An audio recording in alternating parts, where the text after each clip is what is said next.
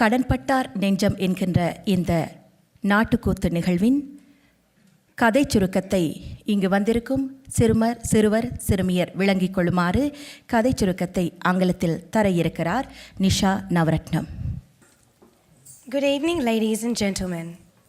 Tonight, you have come to experience the taste of Tenmudi Kuthu, an ancestral kuthu which is derived from ulam, which our forefathers had witnessed since the beginning of 1800 AD. Tenmudi and Vadamudi Kuthu forms alone as the two classical forms belonging to the classical tradition of Ulam Tamils. In music, as well as in dance, the two kuthus have significant differences. In Tenmudi Kuthu, the dance forms are more subtle and refined, and the Virtha Padalgal would be sung in a dragging manner. The dance would be centered around a Vadavattam, and it would be performed in view of the audience on all sides. In Vadamudi, the dance form lacked that much subtleties and refinements, and instead would be in fast movements. The dance would be directed towards the audience on one side alone, and the dragging method of singing is not practiced. Both kuthus are mainly designed to highlight the local cultures. They are akin to each other, and in both kuthus, the Annaviyar plays the key role. A classical tradition that started in 1800 AD is now being carried on 200 years later, and a tradition that will continue for the years to come. Now for the kuthu tonight. Kadhanpattar Nenjam. This is a story set in mid-1800 AD about a brother and his little sister. They live in a place called Sittirapuri, ruled by a cruel king called Kodi. A wealthy landlord called Vijayan lives in Sittirapuri with his younger sister, Jnana Manohari. They have a cruel cousin called Vikramaviran, a good-for-nothing scoundrel. He sends word to Vijayan about his desire to marry Jnana Manohari, but his offer is politely declined. Not accepting this, he goes in person to Vijayan's house and once more presses his claim for Jnana Manohari's hand in marriage. As can be expected, nothing comes good of this. Both Vijayan and Vikramaviran engage themselves in dispute. Vikramaviran leaves the house with a vow to avenge himself against brother and sister for insulting him. Vikramaviran goes straight to Vanjimalar garden and meets with a gang leader called Ukramasinghan in order to put his lust for revenge in motion. By cruel coincidence, whilst they are planning their strategy, Jnana Manohari and her friend Bangi visit the same place to collect flowers. The task of abducting Jnana Manohari is thus made very easy. Vikramaviran, assisted by Ukramasinghan, seizes Jnana Manohari whilst her friend Bangi runs away screaming. On hearing the screams behind the bushes, a gentleman called Manoharan enters the scene to investigate. He apprehends the would-be abductors and rescues Jnana Manohari. She is then taken to her brother's house. Once left alone, Vikramaviran and the gang leader Ukramasinghan quickly untie themselves and go straight to King Kodi. They complain to the king that Vijayan and Manoharan are spreading false stories about him and inciting people to rise against the king. They slander the good men further by claiming they changed their religion, which is against the law of the land. On hearing these accusations, King Kodi is furious. He orders his soldiers to capture Vijayan and Manoharan. Without proper investigation, King Kodi orders both men be imprisoned and to be hanged after 8 days. The injustice and brutality of the verdict upsets many people. One old man, in particular, is perturbed on the day of the hanging. He approaches the hangman and pleads with him to hold on until he speaks to the king. The hangman agrees. At the same time, Vijayan's sister Jnana Manohari approaches the king to seek for mercy for the condemned men. However, the king is smitten by lust and seeks to force himself upon the virtuous woman. At this moment, the old man appears and warns the king not to perform such an evil act. On being thwarted, the king loses his temper and attacks the old man. The old man dodges several strokes, and ultimately, the king trips and drops his sword. The old man takes the sword and hands it to the minister, urging him to punish the king for his callousness and brutality. The minister seizes the opportunity to arrest the king. The disciplinary council meets to investigate the actions of King Kodi, Vikramaviran and Ukramasinghan. All three are deemed culpably of multiple wrongs and condemned to death by hanging. However, in an act of mercy, the minister commutes their sentence to life imprisonment. The steadfast Vijayan is rewarded with high office. Ladies and gentlemen, Kadan Pattar Nenjam.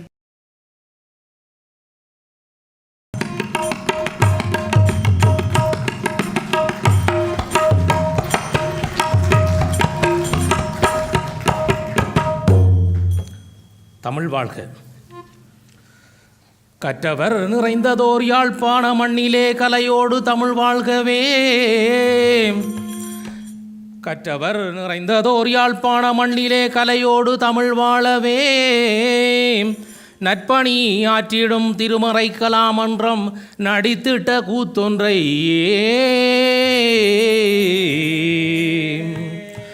கத்தும் கடல் சூழ்ந்த கங்காறு நாட்டிலே களிப்போடு ஆட வந்தோம்.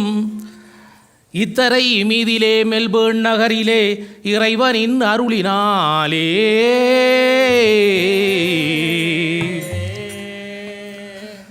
அவையிலே நிறைந்துள்ள அறிஞரே கலைஞரே அன்பான தமிழ் மக்களே, குறைகளோ குற்றமோ கூத்திலே காணாத குணம் கொண்டு வாழ்த்திவீரே.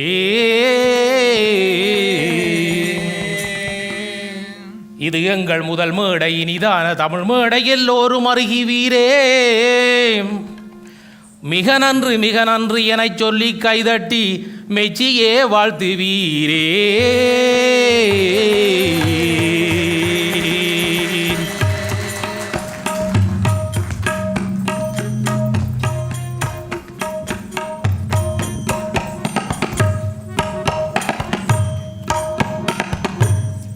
சித்திரபுரி எழிலுக்கு ஏற்றமுடைய நாடு. அந்த நாட்டை சில காலமாக ஆண்டு வருகிறான் கோதி அரசன். கோதியோ ஓர் அக்கிரமக்காரன், அஞ்சா நெஞ்சன். வானம் பொய்க்கிறது, நாட்டில் பஞ்சம், கொலை, கொள்ளை தலைவிரித்தாடுகிறது. நாளுக்கு நாள் புது புது சட்டங்கள், அடக்கு முறைக்கான அறிவிப்புகள், அந்த பட்டியல் நின்று கொண்டே போகிறது. மக்களிடையேயும் போர் வீரர்களிடமும் ஒரு விதமான விரக்தி மனப்பான்மை. எமக்கு தீங்கு வராமல் நாம் வாழ முடிந்தால் பின்பு ஒரு நாள் அரசனை எதிர்க்க சந்தர்ப்பம் வந்தே தீரும் என்கிறார் ஒரு சாது. அந்த நாள் எப்போது வருமென்று கேட்க தயங்கினர் மற்றவர். அப்படிப்பட்ட சாக்குப்போக்கு கூறுபவர்கள் அநேகம் பேர் இருந்தபடியால் அரசனின் கொடுங்கோல் ஆட்சி தொடர்ந்து நடந்து கொண்டே சென்றது. இதோ சாம்புவன் சொல்வதை கேளுங்கள்.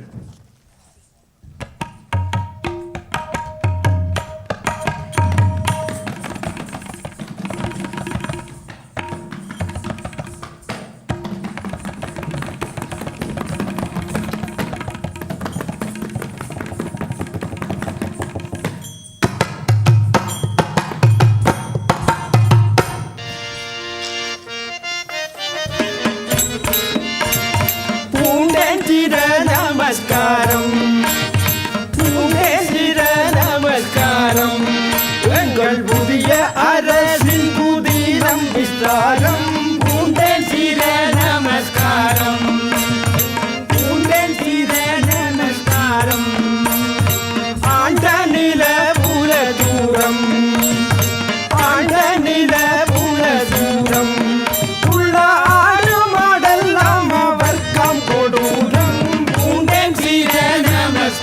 நமஸ்காரம் உந்தன் சிர நமஸ்காரம் உண்ணும் விளை பயிர் தோட்டம் உள்ள சொத்தெல்லாம் உங்கள் அரசனின் திட்டம் உந்தன் சிர நமஸ்காரம் உந்தன் சிர நமஸ்காரம் பொன்னின் மணி வர திட்டம் யாவும் பொருத்தமாகி வந்ததத்தினில் கூறும் உந்தன் சிர நமஸ்காரம் எங்கள் புதிய அரசின் புதிய விஸ்தாரம் உந்தன் சிர நமஸ்காரம்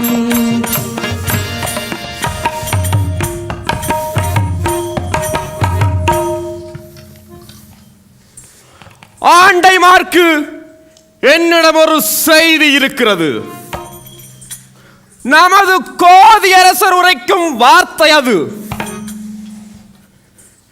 தமது தேசத்தில் உள்ள குடிமக்கள் எல்லோருக்கும் புதிய சட்டம். என்றிலிருந்து காணி பூமி, ஆடு மாடு, வீடு வாசல் எல்லாமே அரசனின் உடைமை. ஆண்டைமாரே, இன்று தொடக்கம் சமயங்கள் எதுவும் இருக்கக்கூடாது. அரசர் தான் யாவர்க்கும் தெய்வம். அரசனை அவமதிப்பவர்கள் தண்டிக்கப்படுவீர்கள், தலை துண்டிக்கப்படுவீர்கள் என்றறிவீர். ஆண்டைமாரே, இவைகளை மறுப்பவர் உயிரானது அவர்களின் உடலில் தங்குவது அசாத்தியம் என்றறிவீர்.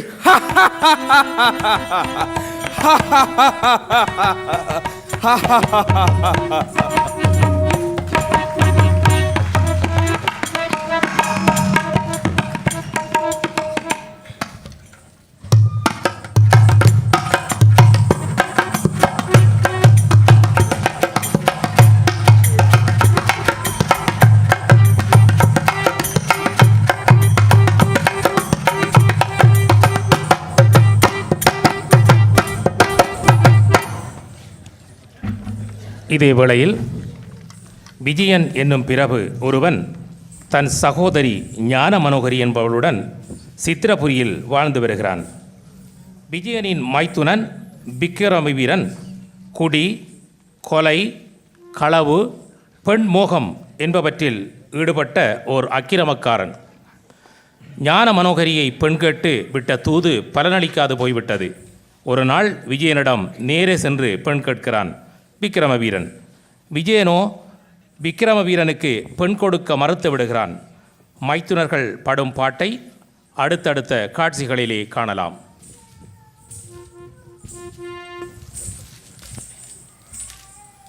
நீங்கள் பார்க்கலாம், இந்த முதல் எல்லாருக்கும் வணக்கம் சொல்லிட்டு நீங்கள் பார்க்கலாம், இரும்பு அடிக்கிற இடத்துல ஈக்கு என்ன வேலைன்னு சொல்லி இருக்குவா. இங்கே ஈ வராட்டி பின்னுக்கு ஸ்டேஜ் போடையலாம். அதுதான் முதல்லே ஒரு காரணம். அடுத்தது, இந்த நாட்டுக்கூத்துன்றது ஒரு பழைய ஸ்டைல் பாட்டுகளோட போகிற உண்டு. சில பேருக்கு கூத்து முதல் தரமாக இருக்கும். எனக்கு முதல் தரம் தான். ஏன் பொய்ய சொல்லுவான். ஆனால் கூத்தை பற்றி கொஞ்சம் பிறகு தெரிஞ்சு கொண்டேன். கூத்துன்றது ஒரு பழைய பாரம்பரியம் மிக்க ஒரு கலை. நிறைய அழிஞ்சு கொண்டு போகுது. முதல் காரணம் நாடகம், அதுக்கு பிறகு சினிமா வந்தது, அதுக்கு பிறகு டெலிவிஷன். அப்போ கூத்துக்கு டைம் இல்லை. நான் கேள்விப்பட்ட முந்தி பின்னேரம் 5 மணிக்கு தொடங்கினா அடுத்த நாள் காலம்பு 7 மணி மட்டும் போகுமா.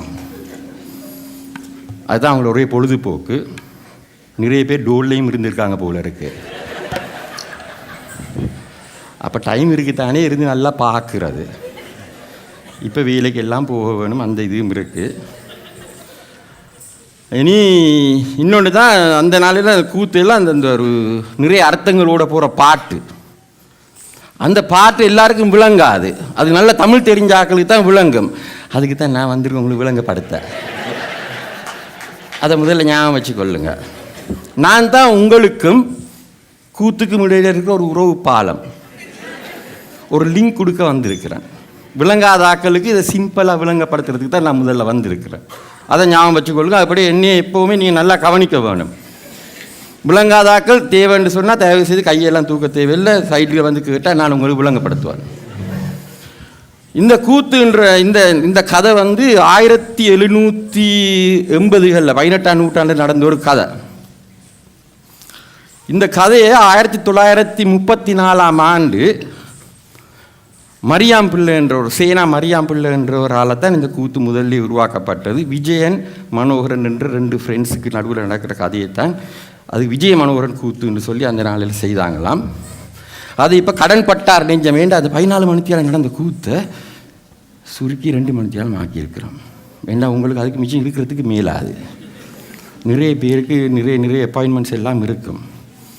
ஒன்றை ஞாபகம் வச்சு கொள்ளுங்க, இது 1934 நடந்தபடியே எல்லாம் பழைய காலத்து அந்த பாரம்பரியம் குலையாமல் இருக்கணுமேன்றதுக்காக அதே விதத்தில் கொடுத்துருக்குறாங்க. அதை ஞாபகம் வச்சு கொள்ளுங்க. அடுத்தது இப்போ நாங்கள் 1934ஆம் ஆண்டுக்கு முதல்ல போகிறோம். அந்த நேரம் யாருக்கிட்டேயும் மொபைல் ஃபோன் இருக்க இல்லை, யார்கிட்டையும் ஃபோனே இருக்கல. நான் முதல்ல ஃபோனில் காய்ச்சது போஸ்ட் ஆஃபீஸுக்கு போய். அப்போ தயவு செய்து மொபைல் ஃபோன் வச்சுக்கொண்டு பந்தா காட்டுறாக்கள் தயவு செய்து ஆஃப் பண்ணுங்க இப்போ. ஏன்னா நாங்கள் இப்போ 1934க்கு போகிறோம். சில புத்திசாலிகள் இருக்காங்க வைப்ரேட்டரில் வச்சுருப்பாங்க, அதுவும் சரி வராது. ஏன்னா சில நேரம் இந்த மைக்குக்கும் அதுக்கும் கனெக்ஷன் வந்துச்சுன்னா தூப் சத்தம் கேட்கும். அதுக்கப்புறம் எங்களை ஏசக்கூடாது. என்ன சவுண்ட் சிஸ்டம் அப்பா யூஸ்லெஸ் அப்படின்னு போக்குள்ள நீங்கள் கேட்சி போவீங்க. அது கூடாத பழக்கம். அதுபடி தயவு செய்து எங்களுக்கு ஒரு உதவி செய்கிற மாதிரி நினச்சிங்கன்னு சொன்னால் தயவு செய்து அது நீங்கள் 100 இருக்குது.